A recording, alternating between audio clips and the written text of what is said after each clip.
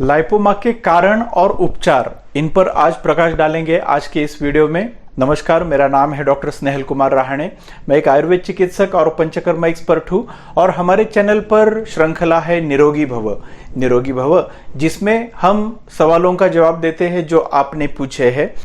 और इसी श्रृंखला में संजय मुनफन, इन्होंने हमारी हेल्थलाइन पर हमसे यह सवाल पूछा है, लाइपोमा के कारण और उपचार बताइए। तो इसी पर आज हम बात करते हैं कि लाइपोमा क्या है, ये कैसे शरीर में बनता है और वो कौन सी चीजें हैं जिन पर हमें ध्यान देकर इस लाइपोमा को कंट्रोल करना चाहिए। लाइपोमा, जिसका वर्णन आयुर्वेद में आया है मेदोज ग्रंथि नाम से। मेदोज ग्रंथि यानी मेद से या चर्बी से बनने वाली ये ग्रंथि है, जिसे मॉडर्न साइंस लाइपोमा कहता है या इसे फैटी ट्यूमर नाम से भी पहचाना जाता है। 1000 में एक व्यक्ति को ये समस्या रहती है और ये ज्यादातर हाथ में या पेट पर ज्यादा मात्रा में पाया जाता है। शरीर के ऊपरी हिस्से में इसका ज्यादा प्रभाव रहता है। कोई भी तरह की पीड़ा नहीं देने वाली ये ग्रंथि रहती है। 1 से 2 इंच इसका विस्तार रहता है और ये थोड़ा सा दबने वाला, थोड़ा सा घूमने वाला, इस प्रकार का ये स्ट्रक्चर या ये ग्रंथि आपके शरीर में दिखाई देती है। लाइपोमा या मेदोज ग्रंथि है, इसका परिवर्तन कभी कैंसर में नहीं होता है, इसलिए इसे बिनाइन ट्यूमर भी कहते हैं। और आयुर्वेद शास्त्र में भी इसके कारण और उपचारों का वर्णन आया है। इसका वर्णन करते वक्त वाग्भट संहिता में महर्षि वाग्भट ने उत्तर स्थान में लिखा है कि प्रवृद्धम मेदुरैः मेदोतीतम मांसे अथवा त्वचि वायुना कुरुते ग्रंथि भृशम स्निग्धम मृदुचलम। इसका मतलब है कि प्रवृद्ध मेद जिस कारण से शरीर में बढ़ता है, जिस प्रकार का आहार और विहार इसका सेवन करने से शरीर में मेद बढ़ जाता है, चर्बी बढ़ जाती है, तो ये बढ़ा हुआ मेद या बढ़ी हुई चर्बी, इसको वायु, मांस और त्वचा इनके बीच ले जाकर उसकी एक ग्रंथि निर्माण करता है और इसी ग्रंथि को मेदोज ग्रंथि कहा जाता है। और इसी ग्रंथि के जो गुण बताए हैं वो बताए हैं कि स्निग्ध, मृदु और चल, यानी ये जो ग्रंथि है ये स्निग्ध रहती है, मृदु रहती है और चल रहती है।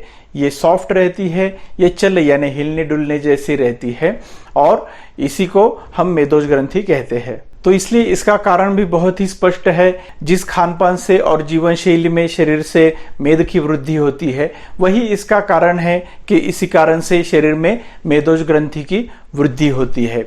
जिस कारण से शरीर में मेद की वृद्धि होती है, उसी कारण से ये ग्रंथि भी शरीर में बढ़ती जाती है और जिस कारण से मेद का क्षय होता है, उसी कारण से इस ग्रंथि का भी क्षय होता है। इसलिए अगर इस मेदोज ग्रंथि को कम करना है या इस पर उपचार करना है, तो इसमें मेद और मेद सदृश जो दोष है कफ, इन दोनों का ही विचार करना जरूरी होता है। मेद और कफ कम करने वाली जो औषधियां है, उनका ही सेवन, उनका ही लेपन करने से ये मेदोज ग्रंथि कम होती है। हम अगर आहार की बात करते हैं, अन्न पदार्थों की अगर हम बात करते हैं, तो जो अन्न पदार्थ उष्ण गुणों के और रुक्ष गुणों के हैं, उनका अगर आप नियमित रूप से सेवन करते हैं तो ये शरीर का मेद और शरीर की चर्बी कम करने में मदद करते हैं और इस मेदोज ग्रंथि को भी कम करने के लिए उपयोगी बनते हैं।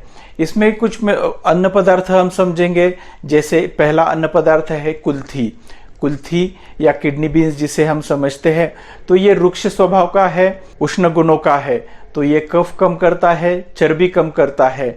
तो इसका सेवन या इस कुल्थी के अगर आप आटे को मेदोज ग्रंथि पे अगर आप लेप करते हैं या उसे उद्वर्तन करते हैं, पाउडर मसाज करते हैं, तो ये वो ग्रंथि कम करने में मदद करती है।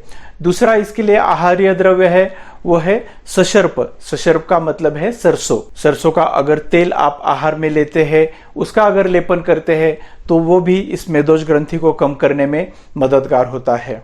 इसके अलावा जीरा, सहजन, मूली, इनका भी उपयोग आप अन्न के स्वरूप में करते हैं, तो ये भी शरीर में बनने वाले फैट्स या चर्बी को कम करते हैं। इनका भी लेपन करके मेदोज ग्रंथि कम करने के लिए उपयोग किया जा सकता है। साथ में मेथी है, गाजर है, इनका भी उपयोग ये चर्बी कम करने के लिए और चर्बी की गांठ या मेदोज ग्रंथि कम करने के लिए किया जा सकता है। और काली मिरी, काली मिरी तो कफ के लिए प्रसिद्ध है, चर्बी के लिए भी प्रसिद्ध है, तो इसका भी सेवन करना और इसका भी लेपन करना ये इस मेदोज ग्रंथि को कम कर सकता है।